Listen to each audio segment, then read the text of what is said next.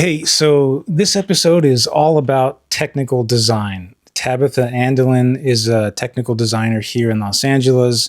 And when I had her on the podcast, she really just gave me a rundown of everything that goes on in that business. She explained to me some of the machinery, some of the equipment she uses at her home. She has her own commercial grade sample room where she can make literally any piece of clothing, any garment, whatever. So if you're interested in technical design, maybe you're majoring in technical design in college, or if you're just interested in fashion or how that business works, I think you'll really enjoy this episode. Does yours have the dice? No. No. I can always just say lucky shot. But this is the Herman Miller. Yeah. I don't know what that means, but thank you. They're like the big brand for... You walk into any bank and you see all those mesh chairs. Those are all Herman Miller. Any hospital, all the chairs are generally Herman Miller. Oh, wow. Yeah, movies, the mesh chairs. Herman Miller? Herman Miller. I'm surprised. Do you spend a lot of time at a desk or? I do spend some time at a desk, yes. Maybe like half the day, and then the other half I'm like in fittings and working and walking around doing product development stuff. Okay. But I don't think my job has Herman Miller chairs. I just meant like because they feel different. This one feels better. Yeah, that's their nice. That's the high-end model. Wow. I used to sell furniture. Really? I used to sell. That was my main thing. Yeah, I used to sell office chairs.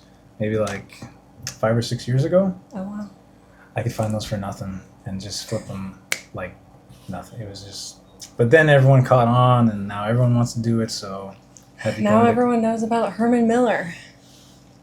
Well, what do you sit on right now? Do you just like a regular old desk chair? Or? I really have no idea. Okay. I have absolutely no idea what my desk chair is at work. And... Okay, so if we're talking about chairs, the one of the chairs I have in my studio is this like red chair that apparently my dad bought and he loved, and my mom hated it. Okay. And I guess she was like trying to get him to get rid of it or something. So I have it now. So you inherited it? I inherited this like fancy red chair that I have in my studio, and I thought it was real wool, but I accidentally dropped my iron on it that was hot, and it put a little mark on it. Okay. And it melted a little bit, and so that means it's plastic. Wool wouldn't do that? No. Okay. So wool would just like wool's made from a sheep. So, like, if you were to put a hot iron against a sheep, like, the wool wouldn't melt, you know? Like, animals' hair won't melt. Would ours? No. Oh, okay. It would burn. Yeah. Have you ever burned your hair before? I don't think so. No. I mean, how would I? Like, using a curling iron or something? That's what I was thinking. I was like, I feel like I'm sure I know that hair burns because of... Yeah. Hair care products. Right. And being kind of a rowdy My hair kid. care this is what it looks like. All right, let's go. Yeah, let's go. No tools, just product. And... I've burned my hair before, for sure. But yeah, so that's just like a normal, like a burn test. Yeah. So like silk comes from silkworms. So like all the natural fibers that like the earth makes will burn. You know, like linen, cotton, wool, silk. Yeah. But if you have like a plastic or like an engineered fiber, especially something that's like polyester, that is plastic, it's going to melt. Huh. So okay. I've actually done that in work sometimes, or if I'm testing if the fabric that I bought is like 100% silk or natural fibers, because sometimes I don't know, because I buy dead stock. Yeah. So when you're kind of doing like product development, you'll go and kind of like analyze the fabric and how it stretches and like sew with it a little bit and kind of understand like the material that you're working with. And a burn test is like a very normal test to do on the fabric. How is that something? Is this like will you go down to like the fabric district in like downtown LA or what's it called? So I don't always go down there. I've gone down there actually once for fabric. Okay. I actually buy a lot of my fabric online. Okay. It's called Fabric Mart. It is a company, I think in Philadelphia, but they buy dead stock from all over the world, and they put it online and they let people like me, purchase it, and you get literally the coolest stuff. They have like denim from Italy. I got like fabric from Ralph Lauren. Yeah. I know we were kind of talking about this before I came onto the podcast, but it's funny because they're getting all these cool fabrics and everyone's dead stock, and then I get to kind of see a little bit of the trends beforehand because you see like it, because when all the companies are making their production runs and it hasn't hit the store yet, and this company's buying off the excess fabric of the production runs, then you see that excess fabric on the website, and then when the production runs hit the website and people start buying them, or maybe when the samples hit the runway or whenever they're hitting it. Yeah. I've seen it before where I was like, what's all this brocade, or what's all this like, meshy stuff, and then all of a sudden I see all these runway shows and it's all the fabrics that I saw on the Fabric Mart. So I highly recommend that website to anybody, and the people that run it have a lot of textile knowledge. So the way that you move through the website is like by weave, which is really, really cool. And then they tell you like fiber content, and they don't tell you like yarn type. Well, maybe they do if it's like a novelty yarn, but they'll tell you so much about the fabric before you buy it. It's like, it's easy to buy online. But I mean, someone like me, I wouldn't be able to do anything with it, right? Because I'd have to take it. Do you sew? No, exactly. That's my point. Like, that's for a professional like you, right? Like, yeah. Yeah, I mean. Or like an enthusiast. Yeah, okay, yeah. Yeah, so like if you go to Joann's and you really want to make cool clothes or cool bags or cool whatever, and you're just not finding what you want, because you want to do, maybe you have like a brand, or maybe you're in school and you want something a little bit more unique, or you want to challenge yourself and do something really, really unusual, then I suggest going to this website. What's it called again? Fabric Mart. Fabric Mart. I heard that, I think a lot of these Joann stores are going out of business. Yeah. Yeah. Retail's tough. I mean, I'm sure it's nothing to do with your particular industry, just... No. I don't think so. Yeah, it's just, retail's tough. Especially like, you mentioned this website that has everything, prices are probably way better. Yeah, well, so I've noticed, so I'm not like promoting Amazon or Amazon Prime or Jeff Bezos or anything, but like I have Amazon Prime. Yeah, me too. Don't kill me. You know what? But yeah, so I'm like, I don't want to promote this, but I'm just going to say Amazon Prime has literally everything from Joann's on it. Yeah.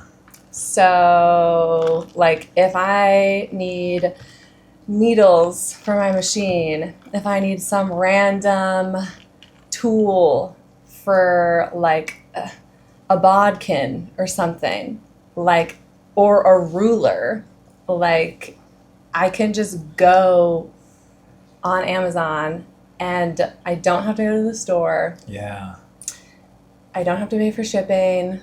I already know it's there. It is cheap, and then it just sends to your door. And so I'm like, why would I go to Joann's? So when they started going out of business, and I knew that I kind of was using that as like something that was easier. So honestly, I think Jeff Bezos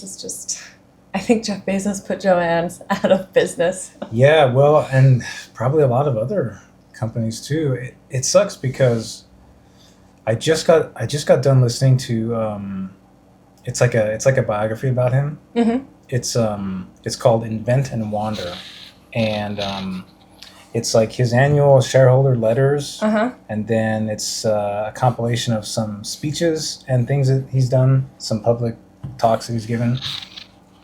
It's just like it's a really captivating story, the way he built that company, and his focus was just on the customer, and Yeah. it did kind of have, I think, the unintended consequence of kind of punishing some of the suppliers, the businesses, especially like price wise. Like it's hard to Yeah. compete with a behemoth like that. Yeah. I mean, and I feel bad, but it's also just like that's the market, and that's just how things are Yeah. going. Yeah. It's hard feeling. Okay, so yeah, it's a behemoth of a company, and in America we have a lot of behemoth It's companies. almost it's almost all we have at this point. There's Yeah. yeah.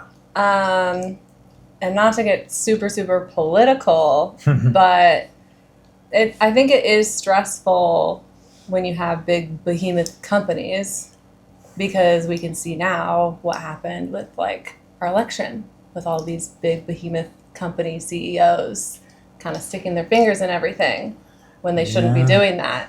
Well, but that's been going on forever.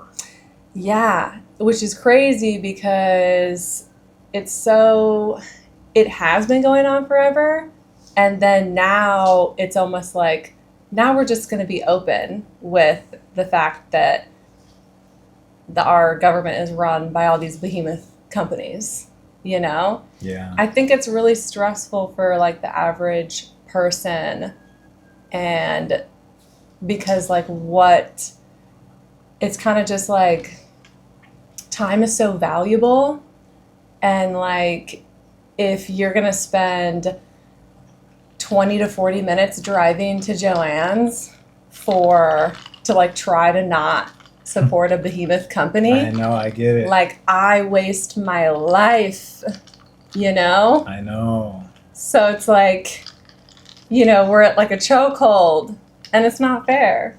I know. But yeah, I don't know what to do about that. I just know I don't like it. And I know that if you just say something and everyone knows that you also don't like it, then we don't have to feel kind of so alone that it kind of sucks. And then maybe people will have more conversations about it, vote differently, and I don't know. Maybe there can be change, but yeah, so that's all you can do is just say your perspective. Yeah. Yeah, no. It's good. I always encourage these types of conversations, Mm-hmm. even though sometimes maybe they're a little uncomfortable. I feel like as long as there's an agreement between both parties to keep it as civil as possible, then Yeah. I'm all for it. Um, Yeah. and I think generally, you know,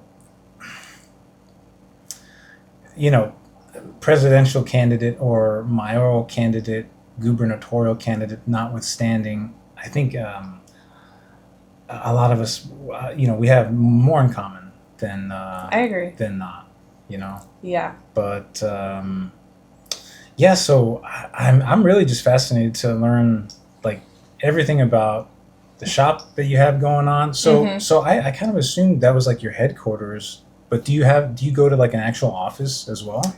Yeah, so I have a real 9 to 5 job Okay. that I go to. Unrelated to. Yeah, unrelated. Oh, okay. Yeah, so she's busy. But yeah, so I've been working in the industry in product development for almost 10 years. Okay. So I've worked for a lot of different companies, and what my job is called is a technical designer. Okay. So I work with companies developing their product, and I've been, just doing any sort of garment that comes my way, product develop it. and I actually work with the company's designers. So at work, I'm not a designer. Okay. I'm like the engineer.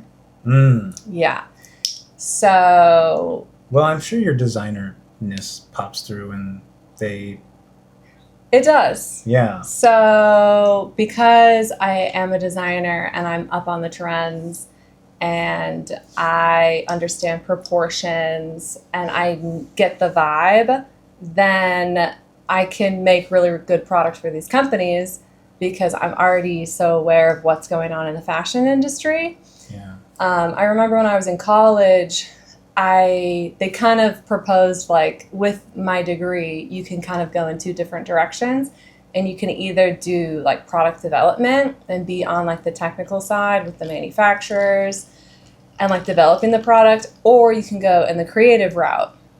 And I made a decision to go to get my job in more technical jobs because I didn't want to sell my creativity to anybody.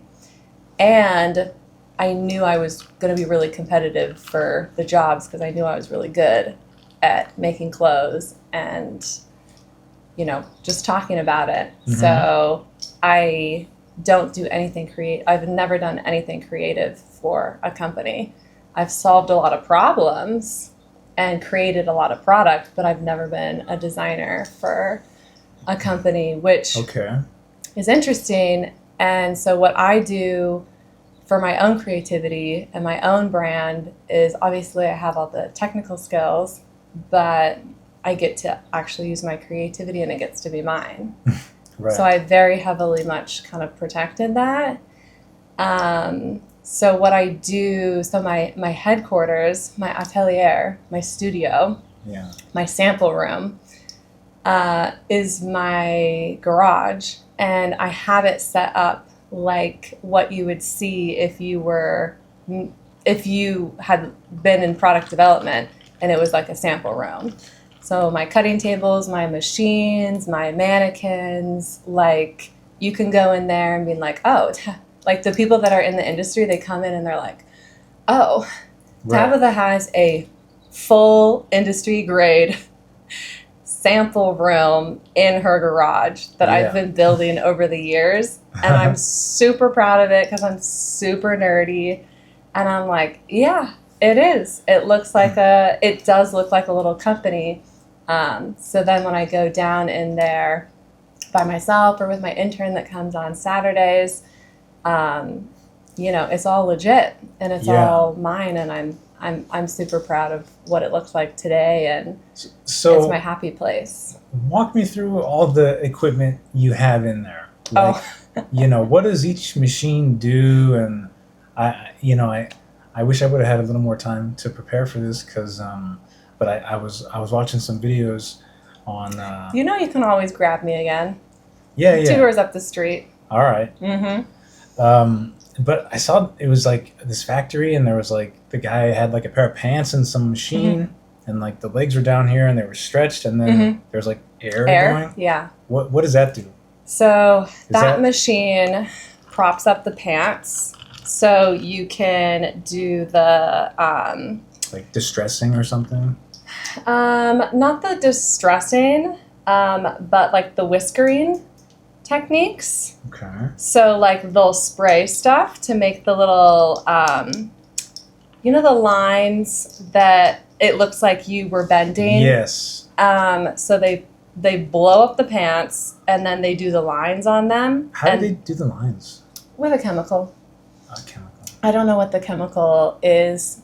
I was told what it was, but I'm not really good with names, so I was like, yeah, I know exactly what you're talking about, but I have no idea what the chemical name is. But it's a chemical. Is that something you do, like in your little setup? No, I don't do that. So if I do like distressing and like techniques to make it look like it's worn in, but I don't bring that specific chemical in there because it's an expensive machine for something that you would, like if you were a denim manufacturer and you had lots of orders coming in and you needed 1,000, like if you're gonna put like a huge chunk of money on one of those machines, then like you would do it. But at this stage I'm in right now, I wouldn't do that. Yes, And that's all it does is just blow air in the pants. And, yeah. Okay. If we're talking about the same machine, yeah. It's just the blow up air machine. Right. Yeah. Yeah. Okay. There's yeah, and then there's other ways to do that too. Like I've seen people lay out a pair of pants and kind of like you can spray on them. You can like laser cut on them. Like anything you can think of. Like there's all these different things that you could do in the industry. Like for example, smocking. In my like working with companies, I've seen I knew what the traditional way of doing like fast fashion smocking was, and that it was a certain machine that did it. And then I started working at some off-price companies, and I saw that there was a new machine that was even cheaper to do the same thing. And then within the last year, I saw even a new machine come through doing the same thing. Yeah. And I was like, whoa, the smocking technique, it's just getting kind of like cheaper and cheaper and cheaper. So like the first one, how much was it that you saw back whenever? Yeah, that's always been around. It's just a chain stitch that is a kind of an elastic. And then they just chain stitch the elastic in rows, and it like smocks up the garment. So how much was that machine? Like, I don't know the price of the machine. What's the newest one you saw? How much is that newest one? I don't know any of the prices of the machine. I just know which ones are cheaper. Oh, okay. Yeah. Okay. Is it something? Are these things? Can you find them on like Craigslist or not really? No. I don't think we would probably even find them in America. Oh, okay. Yeah. Like the stuff you have. Where did you get it? So all my machines are, I have a sample room. Mm-hmm. So it's not a full grade production studio Sure. that you would see in the States or overseas. Okay.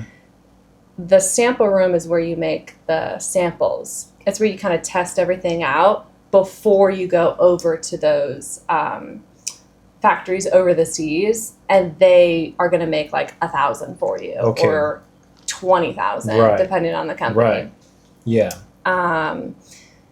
So those machines, I don't have, and I will never have, because I'm not going to. That's production. That is production. Yeah. For sure. Yeah. So like for the sample room, if you're going to have like a small intentional business that you're not going to make a lot of product because you don't want to mass produce, then you can stay with a sample room, or you can source, other small production facilities, but you always have to look at the capability of those facilities to make sure that they can actually sew what you want and what you actually sewed in your sample room. So that's why it's really important to know what kind of machines they have, what the special skills are of the workers that are in there. Like, have they sewn with the fabric before or done certain things? So it's kind of like one of the first things that they teach you when you go to school.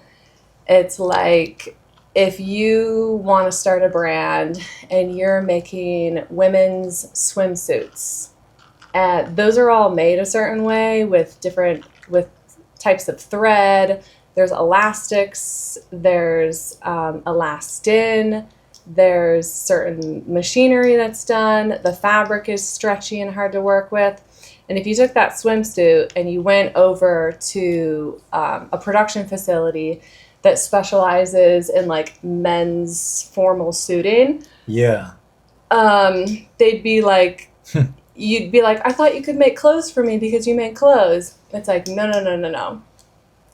We sew with rigid fabrics, with these techniques, all of our machinery and all the little details, all the threads they use, the pattern maker that helps you, the tech person, the people that source all the materials, they'd be like, we've never even sourced the elastin for your swimwear. Like, we're not really familiar with that.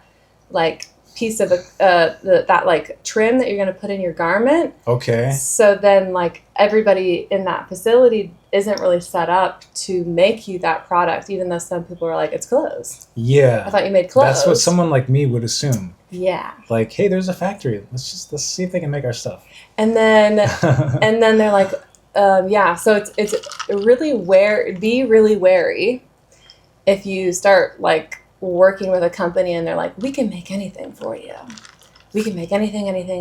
Yeah. And you're like, oh, really? That's a huge claim that you can just make anything and make thousands of anything immediately. Yeah, probably a bad sign. Like when you see the restaurants that, they do sushi and cheeseburgers and pizza. It's like, guys, what do you mean? Like, pick one. It all can't be good. Oh my God, yeah. Yeah, it's like that. So, what are like the main tools you work with when you're in your studio? Yeah. Like, are they hand tools? Yeah, so I have a lot of hand tools. Yes. Okay. I'll walk you through my 3 machines that I have. Yeah. I have a cover stitch, a serger, and a single needle that's industrial, and a single needle that's an at-home, like Joann's, like sewing machine. Okay. Actually, I shouldn't say that. It's a good one. Yeah, high-end. Yeah. They actually don't sell them anymore, Joann's. I checked. The single needle machines, those are each their own machine? Yeah, so... Okay. So... Are you going to tell me you made what you're wearing? Yeah. No. That is nice. No, I'm impressed. You think I would... You didn't think I was going to show up in all my clothes? I guess that's just a flex that most people don't have. That's an option that most of us don't have.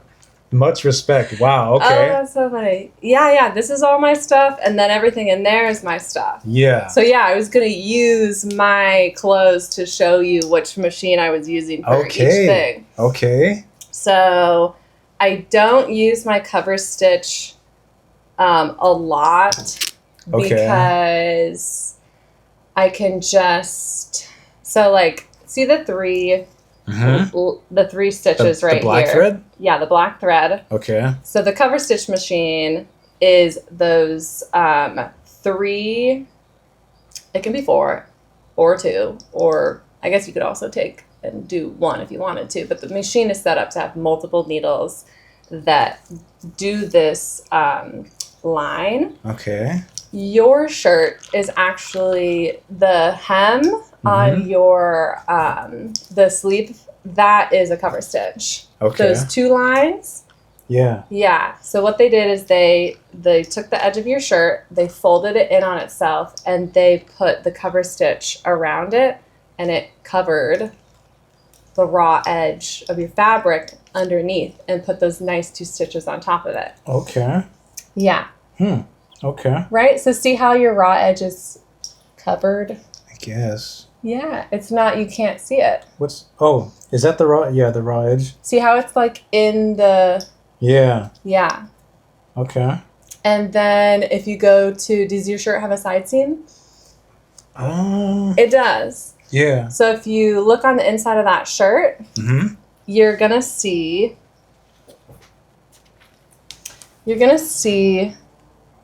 Yep. See that little kind of like excess fabric that kind of goes back and forth? Yeah. That's the next machine. Okay. That's called a serger.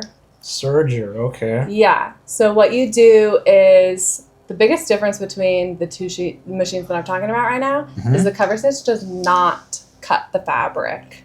Okay. So I can put the fabric into the machine, and I can go on top of the surface of the fabric anywhere I want and sew those 2 to 3 to 4 lines anywhere, and it'll do that little kind of like that webbing underneath to hold all the raw edges. Okay. The serger is done on the edge, and they just cuts the fabric, and then it wraps. I gotta see this in person. Yeah. I gotta. So, I mean, I'll show you all the machines. That'd be super cool. So So it's for edges. So they put two pieces of fabric together. The serger is for edges.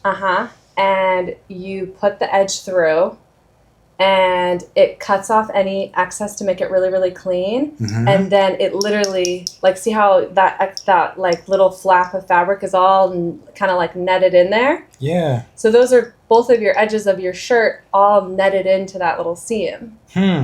Yeah. So does it have needles that come like different directions, or are there no needles? So, there's needles. Okay. There are needles. There's needles on all these machines. There are. Okay. Gotcha. So that one... Because I'm just used to the... That's the last one we're going to talk about. Okay. The single needle. Right. So the two machines that I'm talking about right now, the serger and the cover stitch, you can get, depending on your machine, you can get more or less... you can get more or less needles depending on your width and like how thick you want it, or kind of like whatever you want to do with it. So my cover stitch machine, there's 3 on the top. I think there might be a 4th, but if I did, I never used it. And then there's needles in the bottom that cross. So there's a little needle underneath the machine that kind of pulls it over. And then your 3 on the top grab it. That's crazy. Yeah, so it's like going like this. And it wraps your fabric like that pretty much. Okay. The serger is the same thing, where you have your needles on the top and So which one were you just talking about? The cover stitch. Okay. Okay. And the one that you can go anywhere and it doesn't cut your fabric. Okay. The serger one, well, I mean, you could go like that, but you're going to cut into your garment. Yeah. So people don't do that. You put your fabric together and you have the needles on the top, right? Maybe you have 2, maybe you have 3. I think I have 2. No. Yeah. I don't know. I'll have to double check. We'll find out. But we'll find out. But I use 2 right now, and I use 3 on the other one. I just can't remember if I have an excess spot in there that I'm not utilizing. So I have the 2, and then I have the ones over there, and it does that, and it wraps the edge of the fabric that was just cleanly cut. So they both have needles going like different directions, but one cuts and one doesn't. So the needles don't cut. The needles put the thread where it needs to go. Right. And make that a configuration of all the yarn threads coming together. Okay. So. Okay. The last one is a single needle. It doesn't cut. It can do the same thing where you can go anywhere you want, but it's just one needle and one needle. Yeah. Coming together. Okay. Gotcha. So how long were you working as a technical, what's the term? Not technical designer, but technical designer. Yeah, before you're like, I'm going to build my own logos. So I've always been doing stuff outside of school, outside of work. Okay. I am a fashion apparel nerd. Okay. Like I've been making clothes since I was 7 years old. Okay. I was the girl that made her prom dress. Nice. Like, you have like a few of those or one of those at every school. I was an athlete in college, so I was really into activewear. So I made activewear when I was in college. That's cool. I interned at Under Armour when I was in college. That's like 90% of my wardrobe. Really? Yeah. Mm-hmm. Yeah. So I'm like very much into athletic stuff too, but I don't make any. I have made like some of the activewear that I had made a while ago. I still have in my garage, and people rent out and pull and borrow it. Okay. But I haven't made Yeah. activewear for a while. Is that because you would just need like a different setup to do that stuff? No, I can you do could. it all. You could. Yeah, so those 3 machines I was telling you about, if I can make the amount and the types of clothes that I can make with all of those machines is very broad. So you like materials, okay, leather. Right. So remember when I was telling you about the suits and the swimwear? Yeah. I can make both of those in my studio. Okay. I'm not set up to do production for those, but I can sample them in my studio. Okay. Mostly because I do know how to make the patterns. I do know how to source the trims. Yeah. I do know how to re-register my machines for all the different fabrics. And if I don't know how to do it, I can sit with it and think about it for a little bit or problem solve and do something a little bit different. What does it mean to re-register your machine to... Oh, okay. So I'm talking about seam tension and then re-registering. I just make up terms, by the way, so this is not like an industry term. No worries. So when I'm re-registering my machines, I'm sure people at the factories who actually are doing that day to day have something different. But what I'm talking about is you need to change the seam tension. You need to you need to resource your thread when you get to your machine and you put it all in. You need to decide how many needles you're going to use, like the 2, the 3. I was going to ask you about that. What, because you're like, I don't know if it's 2 or 3, and I wanted to know what difference would it make if it's 2 or 3 or... So the most simple difference is, see the width of fabric that I'm kind of covering if you have 3? Yeah. And if you took one on the edge out, then you have a smaller width. Okay. It would be harder. That's less room for error to catch that little piece. Ah, okay. Yeah. So do you rarely see like one stitch then because it's just too complicated or not durable or? Well, so hang on. So if I was saying if I took the stitch off of the end, it would make it really small. Okay. If I take the stitch off in the middle, like that needle, then my room for error stays the same, right? So the spacing of the needles is called the gauge. So like, see your shirt and my shirt, both of our sleeve hems. See, yours is the 2 wide ones without the middle. Yeah. Not the 2 close ones. Okay. Yeah. Okay. So that's kind of like something that you have to think about. Is that just to me, it just seems like it would be a personal preference. You're also right. Okay. So we as people get used to and accustomed to how clothes look. Right. And what is like normal. The reason why you're so accustomed to that is because that is the most easy, effective way to do that, is to have that gauge go, because that's made in a factory and there's tolerances and there's QC things that people have to meet. And like, we've perfected how to make a nice t-shirt. Yeah. So if you want a nice t-shirt, you're going to see that on it. We were talking about the behemoths that are like crushing all the little companies. This shirt was $5 on a website called Clothing Shop Online. Okay. And it's basically the exact same shirt that there's a brand called True Classic Tees. I don't know if you might have seen them. They advertise everywhere. They had commercials going for years. These are the exact same shirts that they sold for like $15 each or whatever. And it was just, I guess we were buying from the factory where they were made. Sorry, but it's like, yeah, $5. I've had this shirt for like 5 years. Yeah. It's not in great shape. I'll give you that, but you know, it looks good. For $5. The fabric looks good. When I bought them, decent thickness, soft. Kind of a little more rigid than like my Under Armour navy blue shirts that are like real thin and kind of stretchier. Yeah. I mean, they like engineer their own fabrics. Under Armour? Yeah. They have like a team outside of the product development team. I forgot what it's called, but it's like very, I don't know if they still have it because this is like years ago, but it's almost like eerie in a way, and almost kind of like, you can tell that they're like playing, like it's like you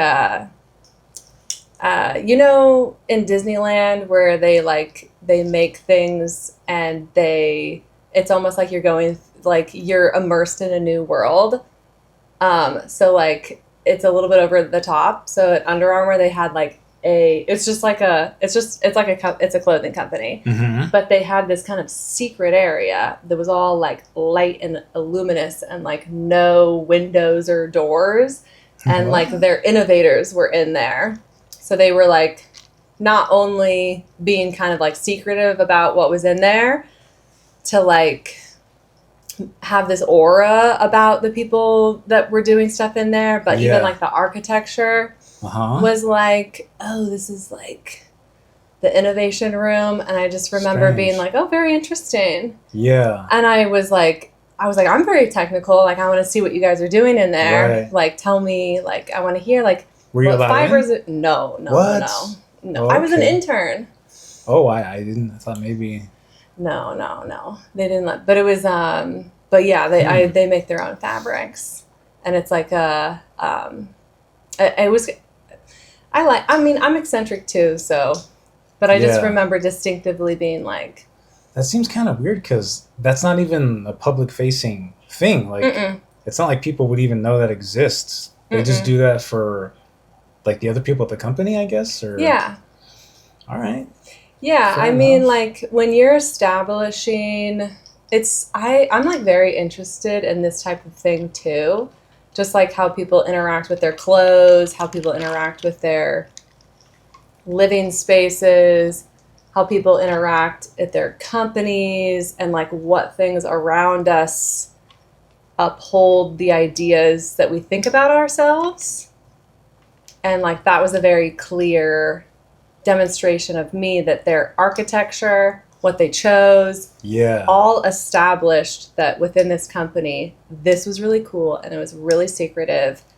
And not only are we going to tell everybody that, but we're going to design the room to reinforce that idea so that everybody around it understands it. Yeah. You know, and like buys into it. So they were just the brand that everything seemed to fit pretty well. Yeah, they do a good job. They have really good text there.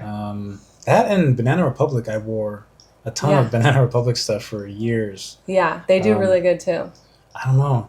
I kind of just assumed it was one of those brands like some guys wear Levi's, some guys wear, I don't know. Well, those are all really good, like well-established brands with really, really good tech teams. Yeah. So you interned at Under Armour. When was that? A long time ago. 10 years ago, or? Yeah, probably. About 10? Yeah. Was that like... maybe more than 10. Right out of college, or like... I was still in college. In between? Okay. Mm-hmm. I had one more year of college, and I went to college for 5 years. Okay. So yeah, took a little bit longer. I imagine that was like a pretty competitive internship. Yeah. Yeah. My college program was... doing really cool things at the time. So because of what they were teaching me in my program and like the software skills I had, I was able to be really competitive for that position. And then on top of it, I was literally a D1 athlete. Okay. So it kind of put me like, oh, she's a fashion girly who makes clothes, who also has the patterning software that is not super used right now, but her college is using it. What software is that? It is still called OptiText. Okay. And it had 3D simulations. Really? Everybody uses it now. Walmart uses it now. Target has always used it. A lot of companies. Under Armour obviously uses it. Okay. When you say Target, you mean like the people who do the Target brand clothing? Mm-hmm. Okay, gotcha. Yeah. So at the time, it was really, really new to know how to do 3D simulations. Yeah. Now there's a lot cheaper softwares like Clo. Okay. That you can use. But yeah, so it was kind of just like, I don't know, I kind of ticked all the big boxes. You were a rower, right? Mm-hmm. Yeah. Your girlfriend or wife? My partner, yeah. Okay. She was telling me. You guys both rode, right? Yeah, we did. Okay. We were both athletes. Yeah. Mm-hmm. Right on. So She was better than me. Well, I know. It was hard. it's okay. Can't be the best at everything. No, you can't. So do you, at home, when you're working on something, do you start in Clo? Do you have Clo now? No. So I actually do all my patterns by hand. Okay. Mm-hmm. So you don't use any software for your personal stuff? Mm-mm. Okay. No. I do want to start using Clo. I am not super like technically advanced. Okay. So I'm very tactile. I like with like the fabrics and the trims and the clothes and very spatial and like Yeah, we I'm were very talking much, about this. Yeah. I'm like, I'm like kind of like and then this and then this. So and that's all in the physical world. And that's what that's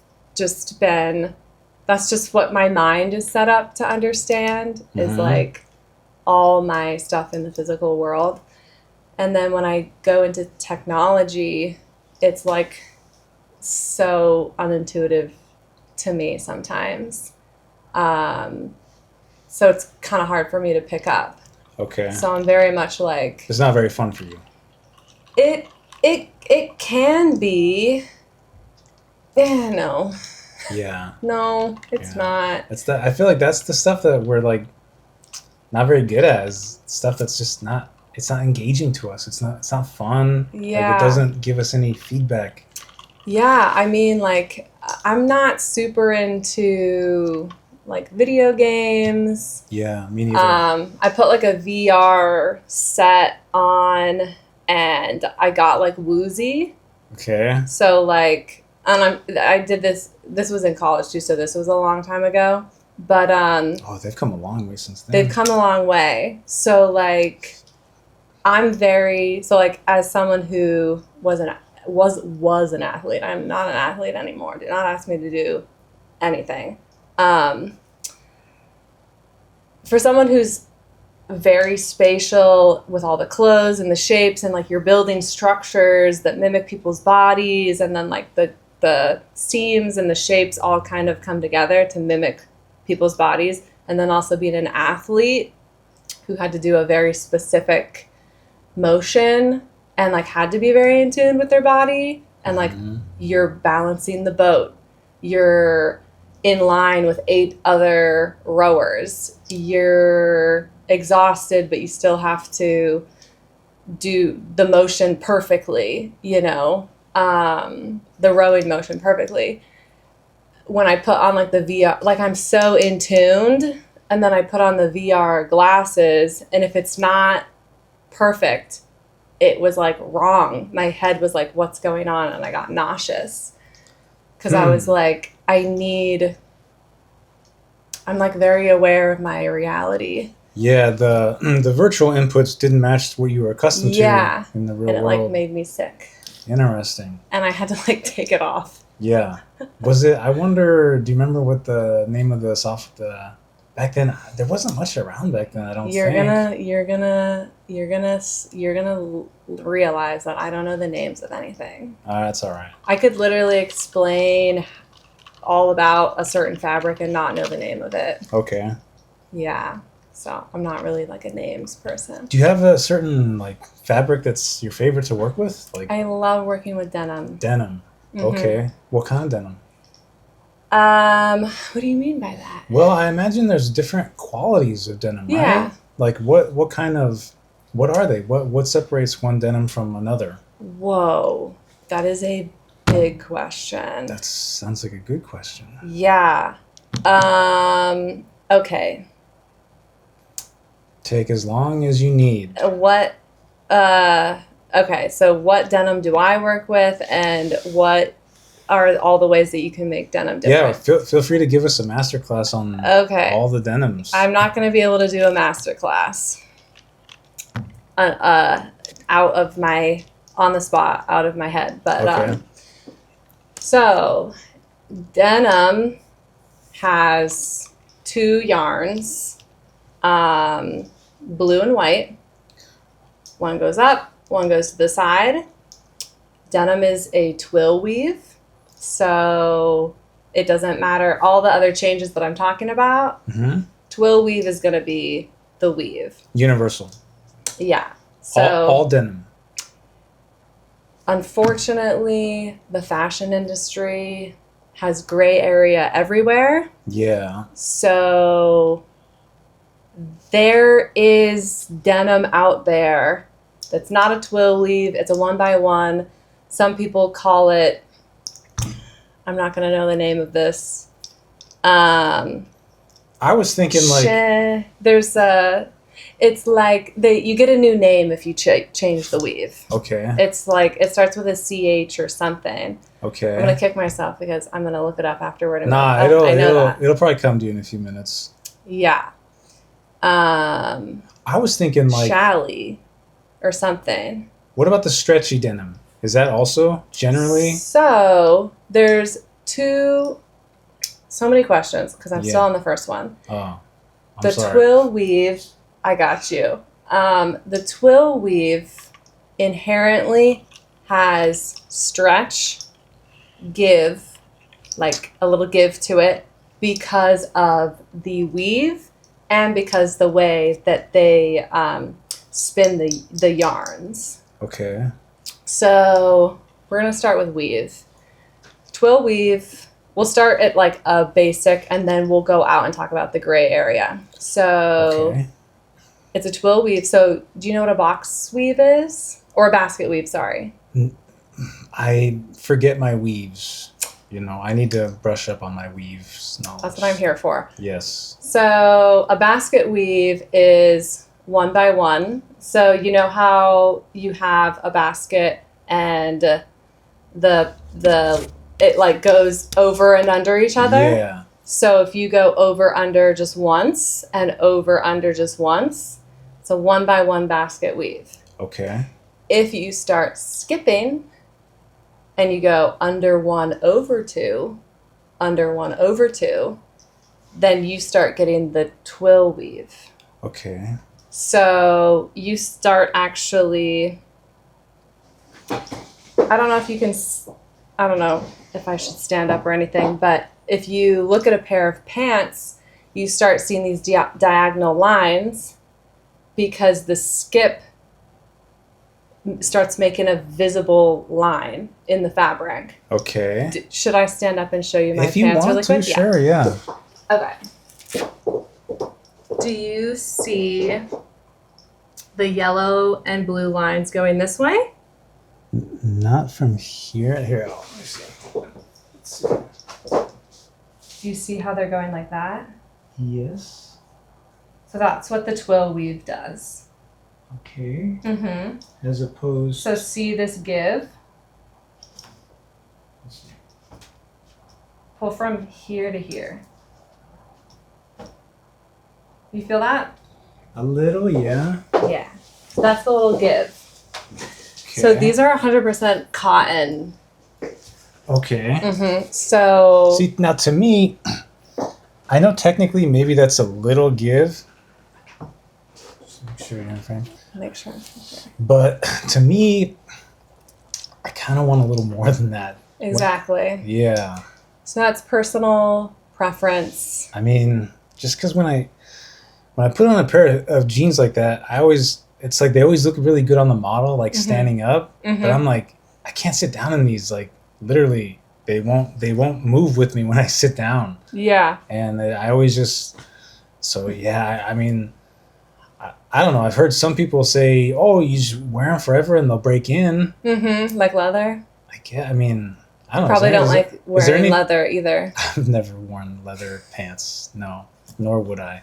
Okay. But I mean, is there any truth to that? Like, I know some of the selvage denim, they say where you put them on, you get in the bathtub. Yeah. Is that like... So what I'm just going to assume about the clothes you wear and kind of getting to know you for this second conversation is I don't think denim is your fabric that you're going to want to put on your body.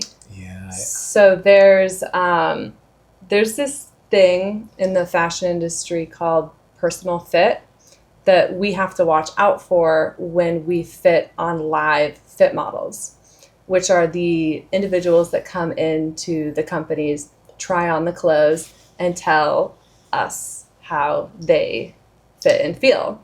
Okay. And then you kind of perfect them and change them. And all the fit models have a personal preference. Sure. That you kind of have to watch out for, because their personal preference isn't going to be something that it goes with the masses.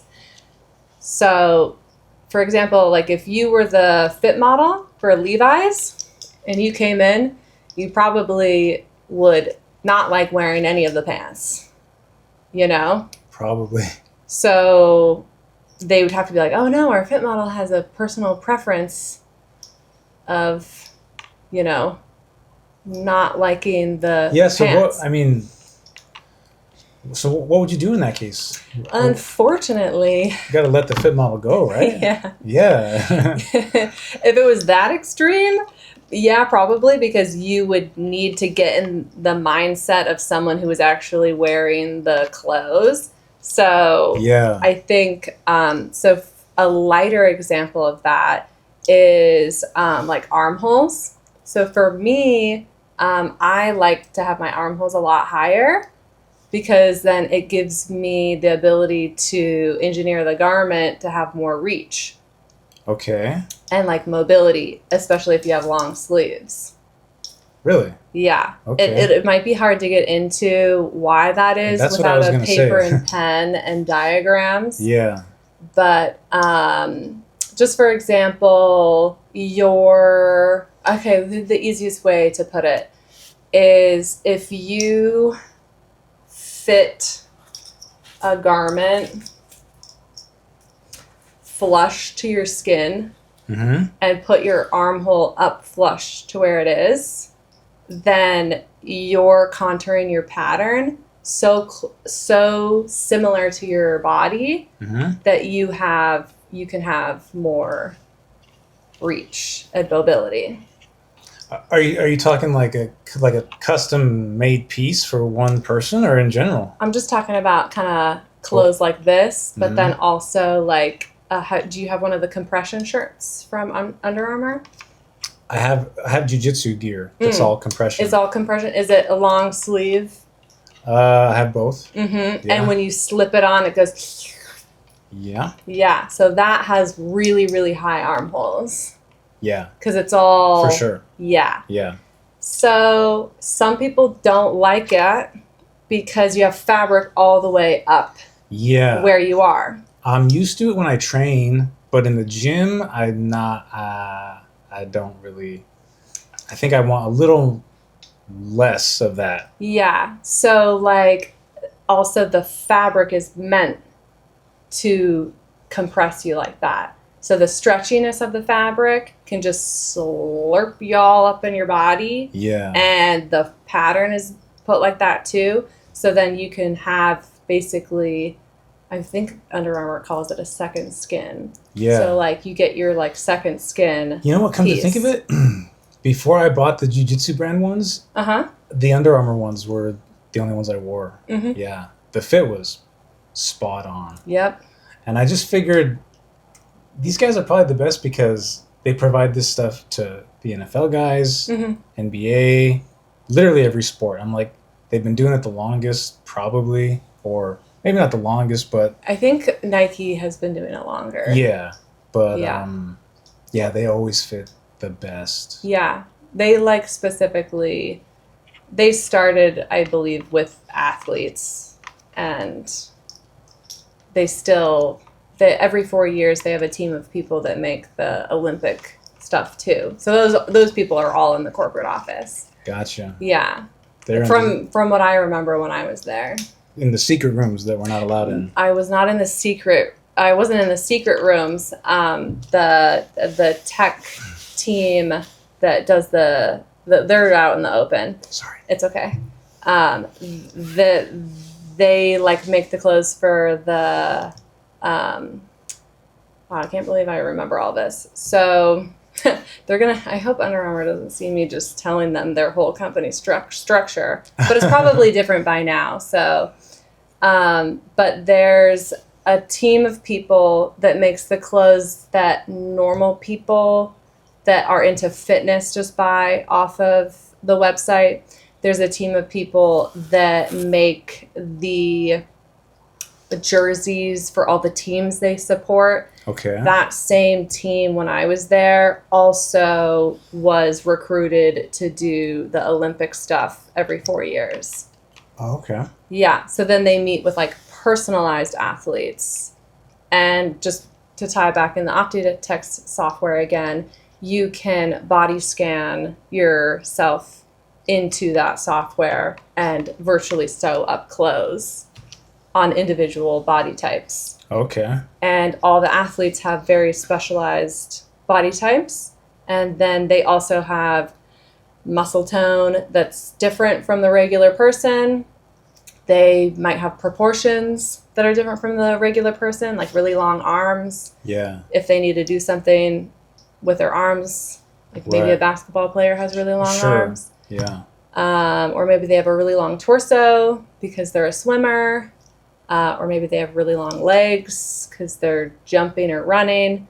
So just like you kind of have it, it's nice to just make a custom garment for those athletes because it's so particular to their physique and their proportions and the very specific thing that they're going to be, that they work so hard to do. Yeah. You know? Yeah. The clothes have to perform perfectly in line with that, especially if you're going to the Olympics.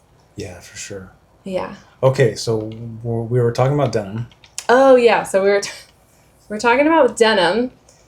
So we were at the twill weave. So we have, which is what your pants are constructed with. Mm-hmm. Okay. So that's the weave. The yarns that you weave with also play a part into that. There has to be like hundreds or thousands of different yarns, right? Yeah. I don't think hundreds of thousands. Wow, now I really want to count. Or hundreds or thousands.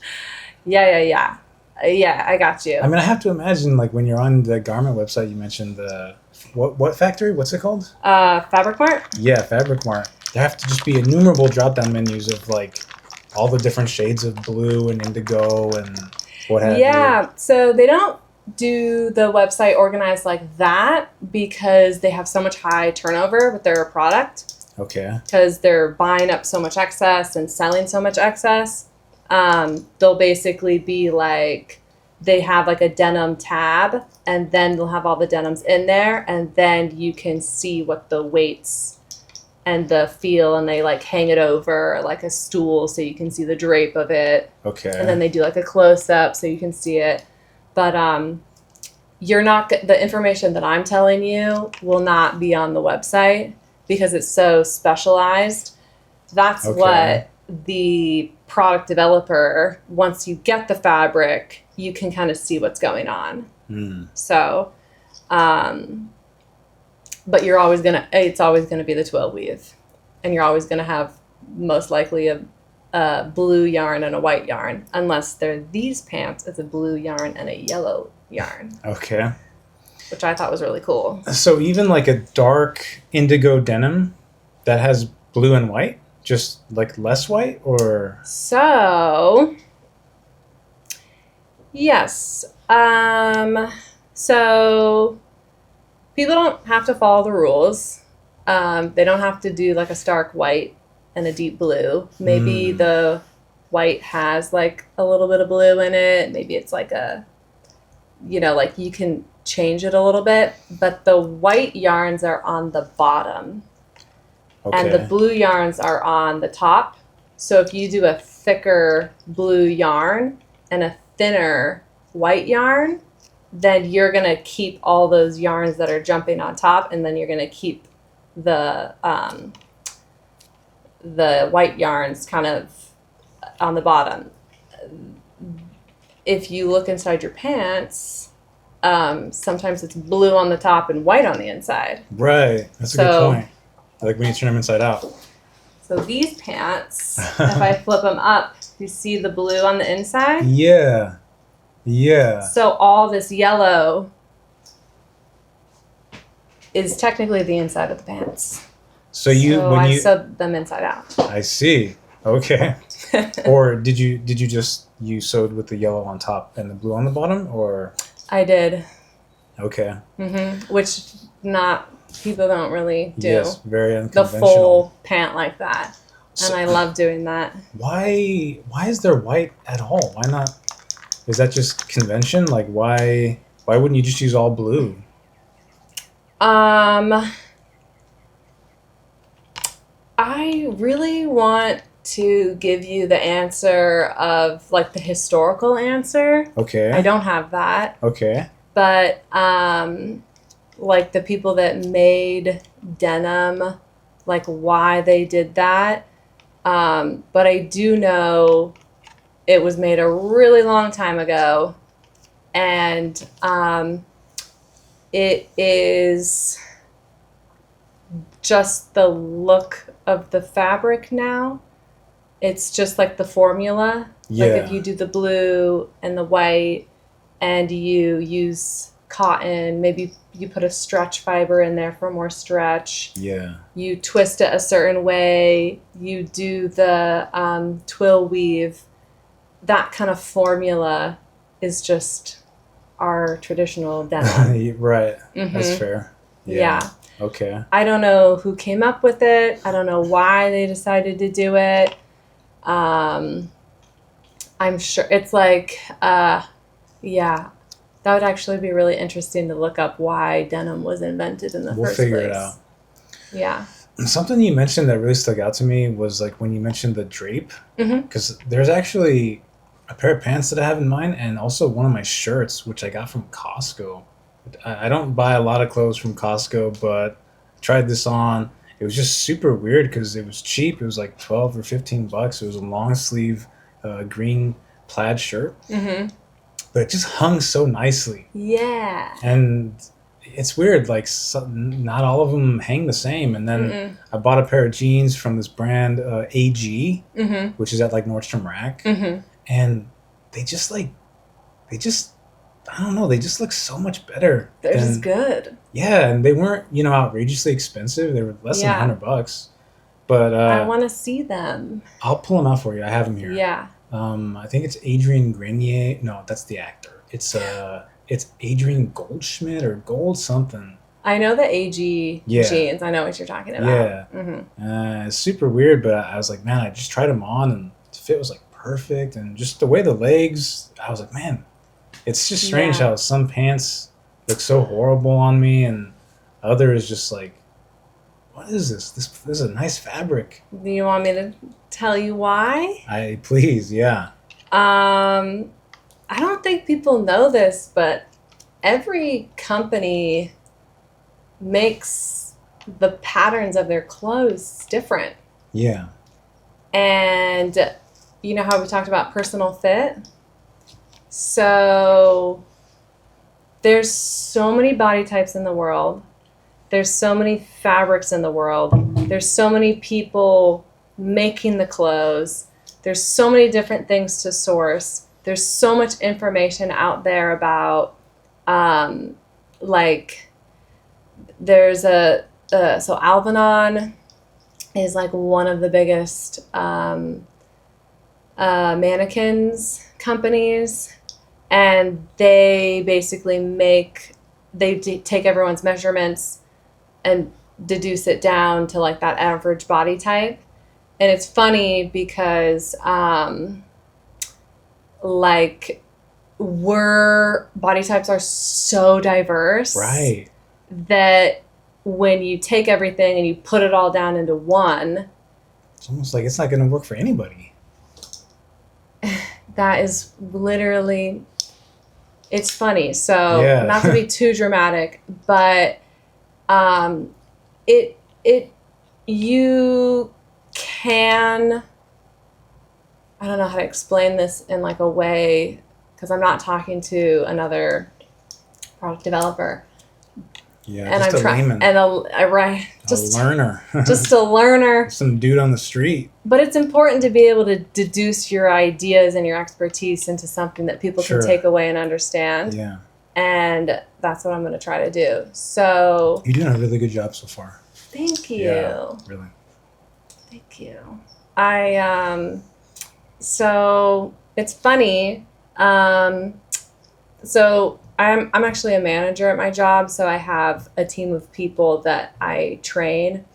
And so even though, especially if you work for a company that a lot of people buy the clothes, you want to understand that the mannequin and the measurements and even the fit model that come in, they're not all going to be the same. The mannequin from Alvanon is a piece of equipment. So it's not like a real body, and it's basically made off of math.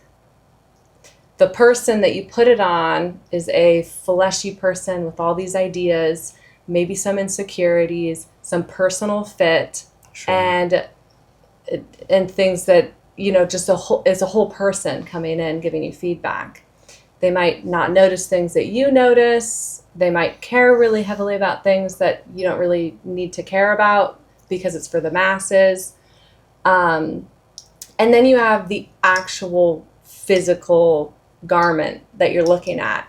And that physical garment needs to have the construction, the measurements, the functionality, and capabilities to be body type friendly for for as wide of range as you could possibly do.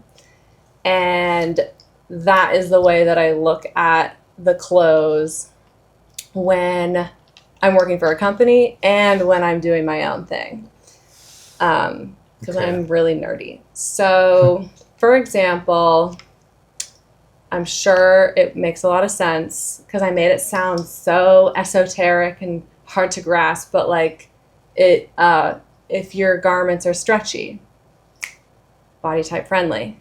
Very. Right? If your garments have elastics and smocking and shearing that can open up and retract. Yeah. Body type friendly. For sure. If you make the measurements lock on to the dimensions of people's bodies, mobility, right? That's where kind of the math comes in. And and then the thing that you can't really control is preference. Right. Right?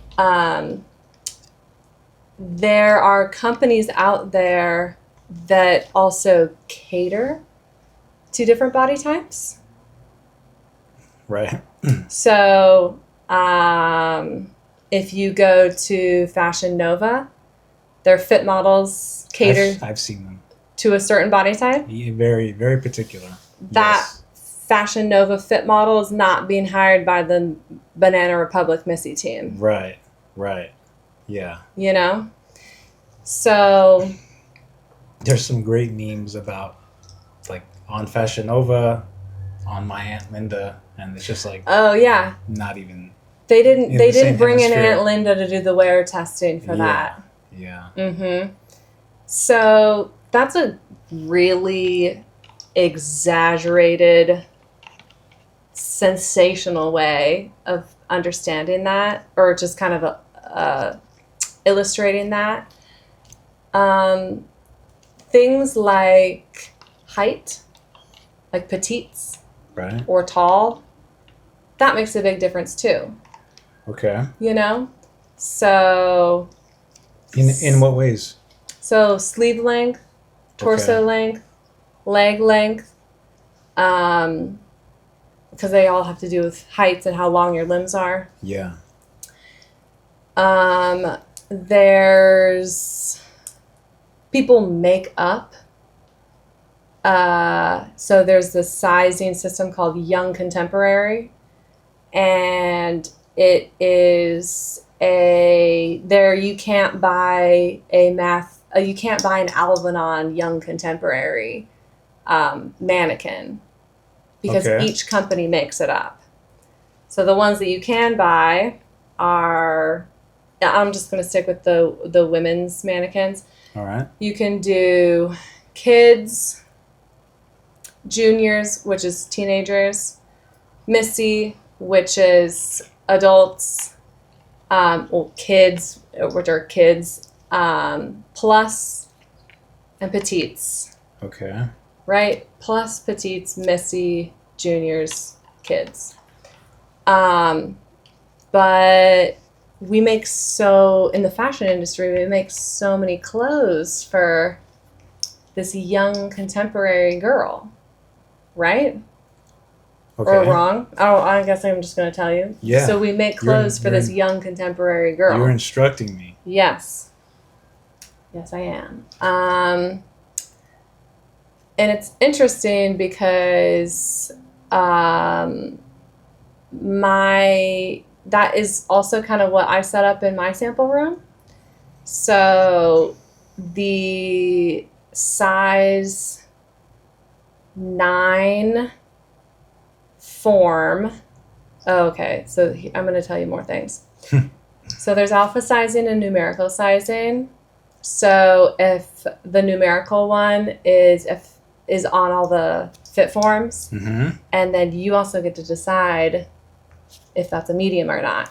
Yeah, I remember I heard someone make a joke about at Walmart she's a 10, but when we go into Saks Fifth Avenue, she's a 2. Yeah. Something. I was like, okay, so different sizes everywhere. Yeah. Different sizing systems. There's overlap a little bit. Yeah. Sizing is always a big issue for me. Yeah, it's a big issue for everybody. Yeah, it's hard for me to buy stuff online.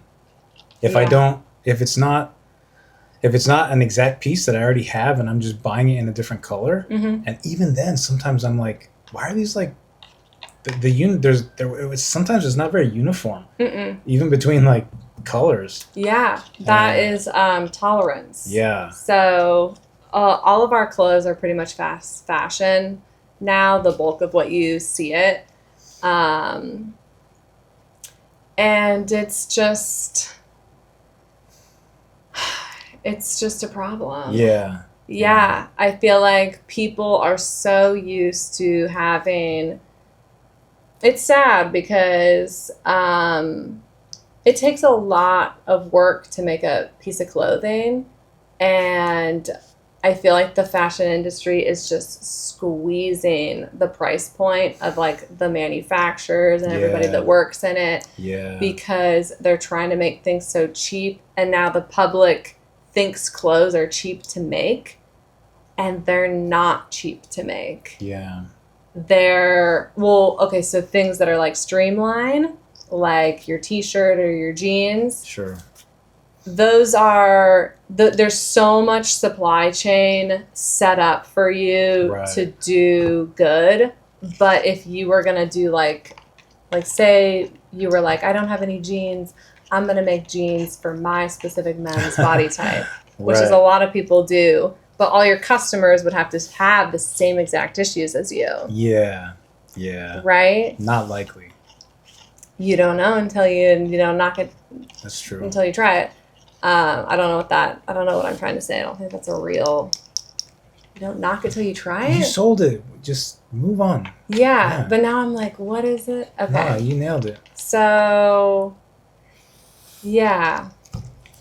I lost my train of thought. It's happened to me more than once. What I was gonna say is, as far as clothes being super cheap, especially with economies of scale where they're making 50,000 a day or whatever. But it does suck, and it's one of the reasons I've thought maybe it would be nice to just have 2 or 3 pairs of I don't know, pants, shorts Mm-hmm. that are just custom made. Mm-hmm. Even if it's just like a button-down shirt. I don't know if people are custom making T-shirts. I don't think people are custom making T-shirts. Yeah. Um, But maybe like, I guess it's easier for me to fit into a T-shirt and be like, oh, this fits good, yeah. than like pants or shorts. Yeah. So maybe just that stuff. But sometimes I wonder, would it be better to just have 2 or 3 pieces that are custom made for me, Yeah. well made, Mm-hmm. kind of, even if they're kind of exorbitant to Yeah. maybe. Well, so, I mean, I don't know exactly where the future of manufacturing is going, but AI and machines are going to be a part of it. So if I don't think this is, I don't know how near or far this is in the future, but I know a lot of companies are working with AI to make clothes. Yeah, definitely. And I have seen AI made clothes, and I am not losing my job anytime soon. Okay, really? So I'm very happy about that. They're crazy. Absolutely insane. I actually saw one at work a couple days ago, and I was like, oh. Yeah, this isn't good. I can imagine. Yeah, I mean, it's one thing like to teach an AI model to, yeah. I don't know, pick stocks or something, but with something that's tactile and I don't know, labor intensive Yeah. as like fabric cutting, fitting. Yeah. So you would have to download an entire industry's knowledge into a supply chain, and there's some gaps. So remember when I was talking about Optitex that can scan your body? Yeah. So theoretically that technology can scan your body and maybe hopefully generate pattern shapes that fit exactly to your body. Right. That needs to talk to, and like one AI needs to talk to the other one, because that's just a mathematical shape. You know, when you're putting a garment in, the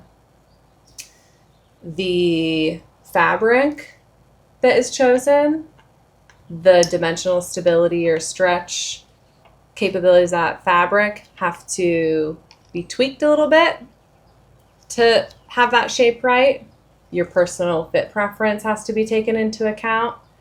When the garment gets sewn up, the thread the thread size and weight when it's being sewn together has to interact correctly with the machine and your garment. If that's done, I don't want to say incorrectly, but what kind of effect will that have? If you can have puckering, little ripples in your fabric.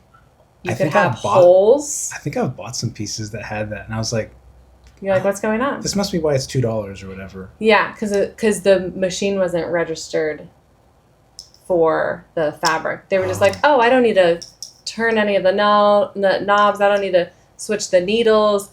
I'm just gonna, like, the one that's a hole is like if you have kind of like a lighter weight. Well, I'll just make it really extreme. If you have a lightweight fabric that's really billowy and silky and has like this open weave and it's like all flowy, and then you take a denim weight yarn that's thick and you put a needle into your machine to account for that thick yarn. So you have this big needle and you take this big denim weight thread. Yeah. And you pull it through your machine, and maybe you tighten the nozzles really, really tight so there's tension. Mm-hmm. So like when the machine is sewing, it's like pulling. There's like resistance, okay, which is really it's helpful to kind of register the machine tension.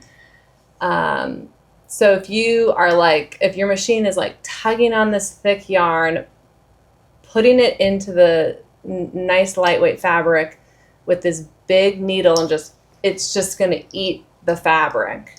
It's just going to go in and it'll just destroy it because it doesn't match. Okay. So that's a really elaborate example. All right.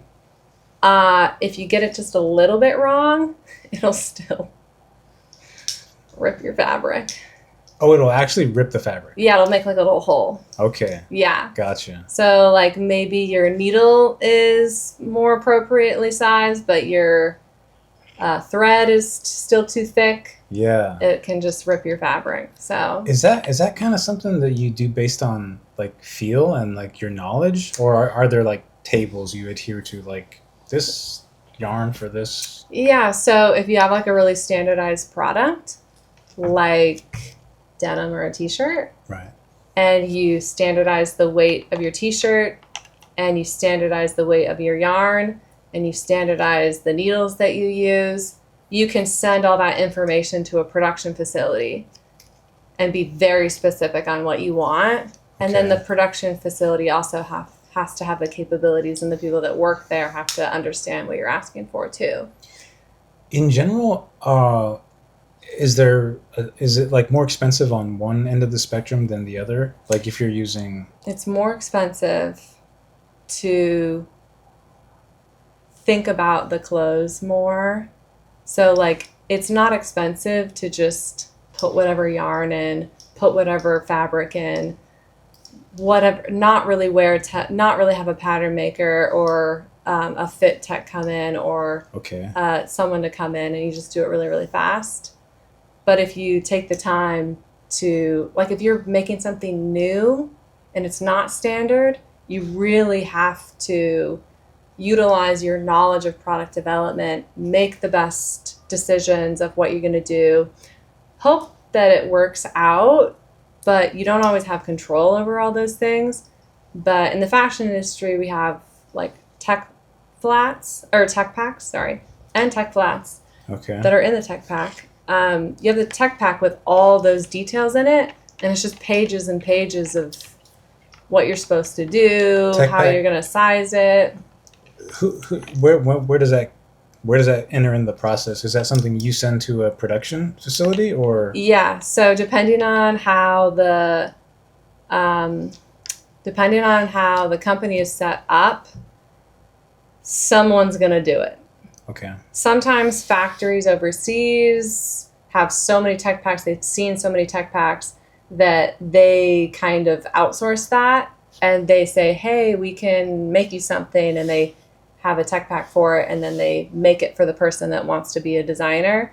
Sometimes those are all done in-house for like local, small, design companies that know how to do a tech pack, and they want to be more hands-on. So different, some of the factories, they're called full service or something like that. I don't know the name of it, but they basically say, we'll do everything for you, because they have the person that's going to make the tech pack in-house. They have the person that's going to source all the materials. They already have the production facility. Maybe they have a pattern maker on hand too. So then a single person can just go to that factory and make product with them. Okay. Which is something that is out there in the world. You can be on the other side of it where you have a full team. And I'm just going to have this in the perspective of like the United States, because we don't have any of those kind of production facilities over here. Okay. They are all overseas, so I'm not 100% though, because there are production facilities in the United States. Right, some stuff is made. Some stuff is. Small. It's small, tiny bit. Yeah, and I mean, my stuff is made in the United States. Right. You know what? Just on that note, it's kind of disappointing because I don't know. I kind of felt like if you're going to spend more for something made here in the U.S., the quality was going to be better. It's not necessarily better. It's really not necessarily. And I was like, do you know why it's more expensive? No. I mean, labor, I would assume primarily. Mm-hmm. Yeah. Labor. But it's funny because like I guess if you think about it, the way I thought about it, like if this company's been up and running for a year, you know, like, let's say this is made in the USA company, Mm-hmm. and they're making shirts or jeans or whatever, versus someone in the Philippines or China Mm-hmm. who's been making clothes their whole life, even if it is way cheaper, like Mm-hmm. that might be better actually. You know what I mean? Even though it's not made in the US. Oh, yeah. We don't have the workforce or the infrastructure right now Yeah. to make, to produce things. And I, so, you know how we have the minimum wage in the United States? I do. Other places don't have that, or maybe it's lower, or maybe the cost of living is lower in those countries. Sure. But like that's why you see people that are so good at things in other countries, but because of the country they live in and what the laws and regulations are over there, they're not paid a lot. Right. And that's why the US goes over there Yeah. and uses all that labor. And then, but if you come over here and like if you were gonna pay someone here to make your clothes and you said, oh, I'm gonna pay you $2 to make this shirt, they'd be like, that's against the law. Right. You can't do that here. Yeah. And then on top of that, like, who did they apprentice with? Yeah. How long does it take to make like in a factory like that? Mm-hmm. How long would it take to like make this shirt?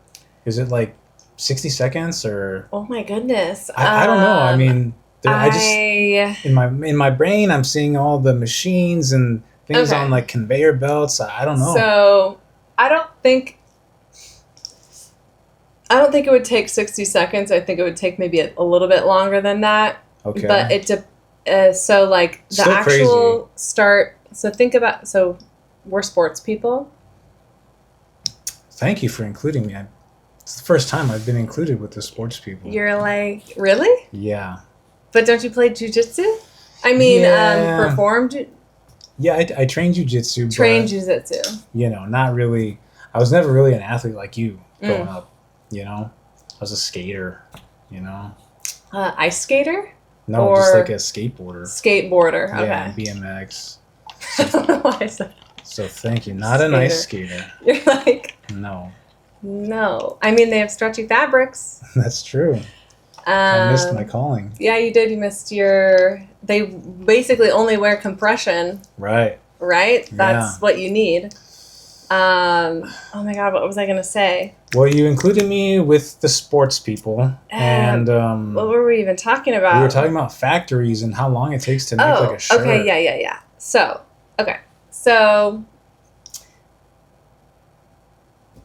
if the shirt if they just like sped through it and they were like collar on, no side seams, doot, like hem. The no side seam. Sorry.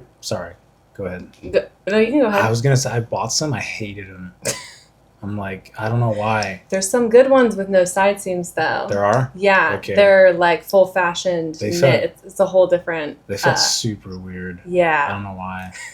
But like that was the one thing I can remember. I was like, oh, it probably doesn't make a difference. And then they got here, and I felt like I was wearing like a bag or something. Yeah, because there was no. Yeah, it was. I feel like you're really in tune with your clothes and your everything too. Maybe more than the average person. I think from my experience of talking to people, you're very in tune. I'm particular. I'm a little picky.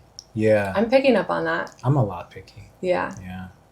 Fortunately, you won't be able to be a fit model, but because you would pick apart the clothes and they would just be like, we can't uphold these standards. Yeah. That's fair. You would have a really great niche clothes for all the people that agree with you. Yeah. So you could charge a really high price point because you have this premium, very well thought out thing. I'm not sure how many people I could, I don't know. There's people out there maybe. But okay, so I'm finally remembering where we are. So the production thing. If you go really, really quickly, and we're sports people, do you know how much practice it takes? Let's do like gymnastics. Simone Biles. years of work to do a perfect jump. Sure. So you're like, the question is like, how long does it take that to make that shirt? Yeah. Is like being like, well, how long did it take her to do the flip in the air? You're like, well, it took her a couple seconds. Sure. But the reason why it was so good and so beautiful and got such a high score and everybody loved it and paid for money to go see her do that and was broadcasted all over the world. Yeah. And she has an incredible accolade for it is because of all the prep work she did before that. Okay. So for instance... So in a production facility, you have to set up your entire production facility to make it really quick, where people are sitting, what the machines are registered to. You have to prep all your bundles of fabric. You have to get everybody on time to work sitting in places. Yeah. And then you go all the machines on go. And then it has to be perfectly seamless for people to know, oh, we're putting this over. It's like a whole play, you know? Yeah. It's like we pass this to this person. This machine's ready to go. Okay. Like they're prepping for it beforehand. And then when go times go and all the machines turn on and everyone's there for work and everything's all registered, even where the machines are in the factory, because if you sew something right here, but the next operation, they're sitting way over there. Now you have to have someone pick it up, bring it all over to the next person. Right. It's not one person sitting at because you have a few sewing machines used to make your shirt. So you have to, it's going to go from one person to the next. They have to be sitting next to each other. These sorts of problems you're describing, this is what you do in your 9-to-5 type stuff, right? Or something along those lines? So what I do for my 9-to-5 is I just know all of this. Okay. I don't always have to whip this information out. I just remember you mentioned you solved a lot of people's problems, and that seemed like maybe a problem where like, hey, your layout is all wrong. You got to have these people by these people, and then you got to have this part over here. And yeah, so I am not in the stage of my career that I'm actually, it's funny because I've actually never been to a factory overseas. Okay. And it's weird because so many people have gone to factories overseas. I just always randomly miss it whenever I'm working for these companies, or I just randomly don't get included. Because you have a lot of clients over there? Everybody's over there. Gotcha. Yeah, everybody's over there. I don't think any of our production is made in LA for almost anything. There are some factories here though, right? There are. Okay. There are. Yeah, and in New York too. Okay. But I forgot what I was Sorry, gonna say again. I keep pulling you off task. It's just No, I feel like because we've been talking so long, sometimes my we were talking about factories and what was the question? We were just going through the setup.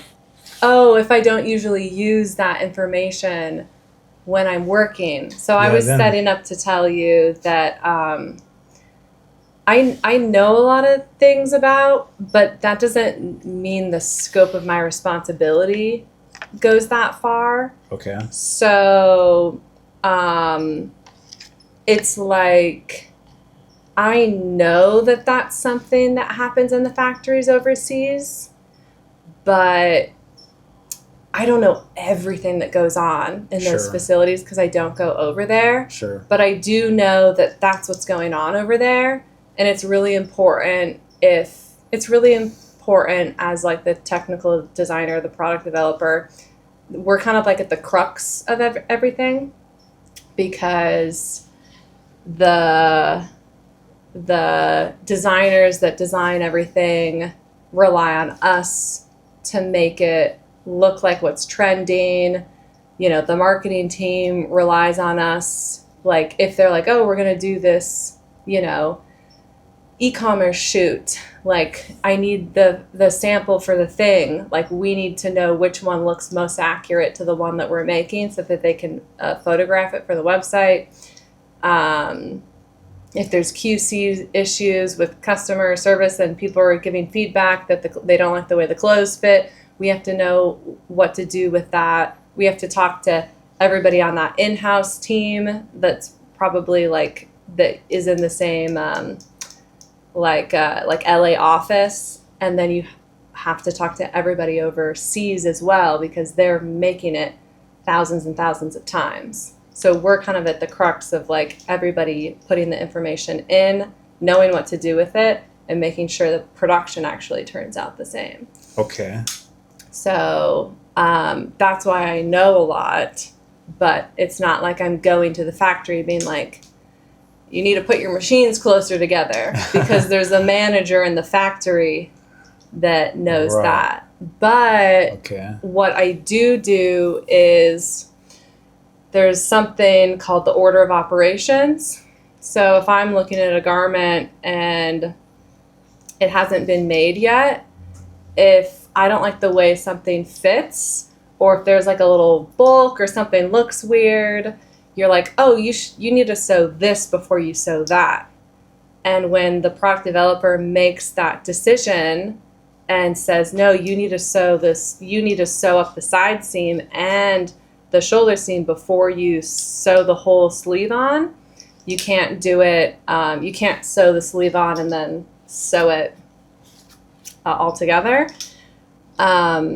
Then that changes because you don't approve the garment and you're like, no, that's not what we're doing here. That's not up to quality, blah, blah, blah, blah, blah. There's fit issues, whatever. It makes it look a little bit weird.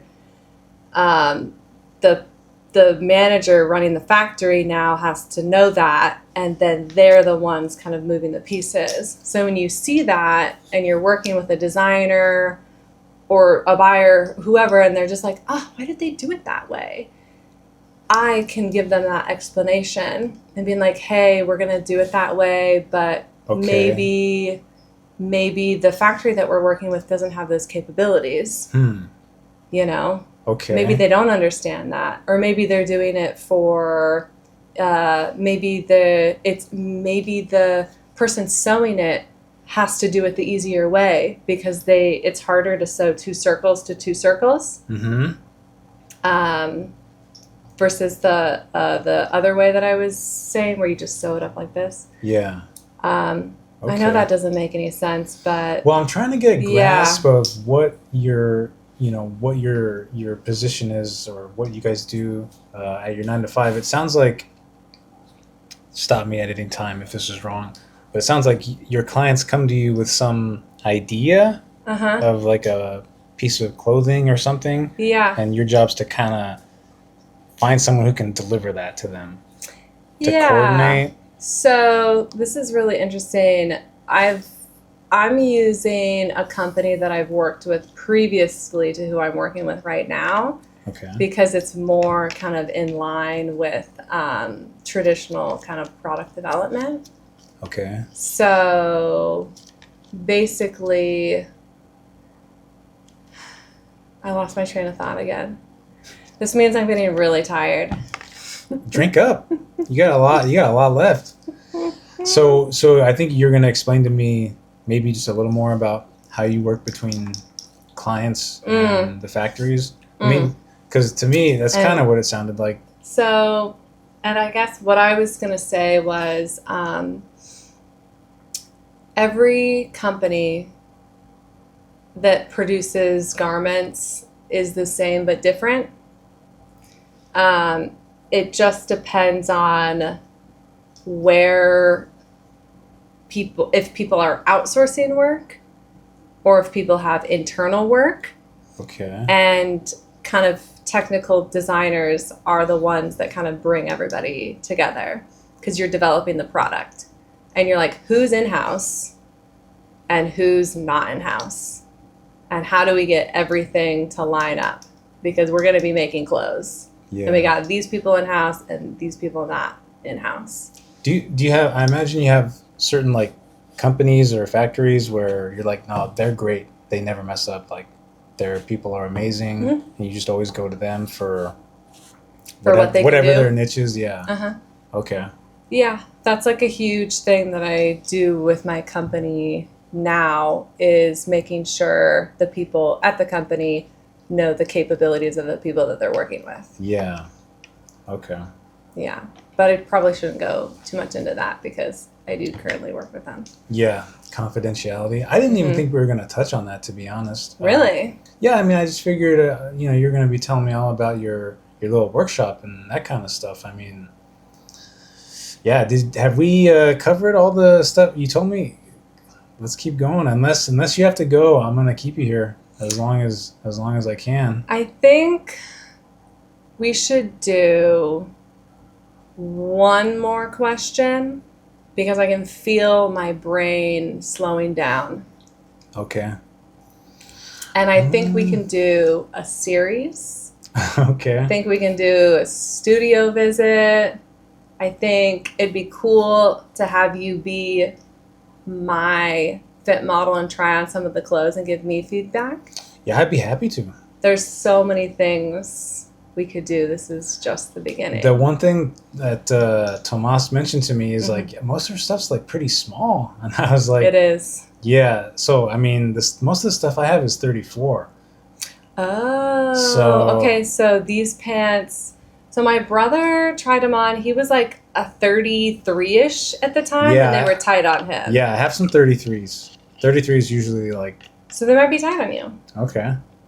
But I know the jackets will fit you for sure. Okay. Right on. So we can just wrap this up, and I can try some of these clothes on if you want. You want to do that? Let's do it. All right. Sounds good.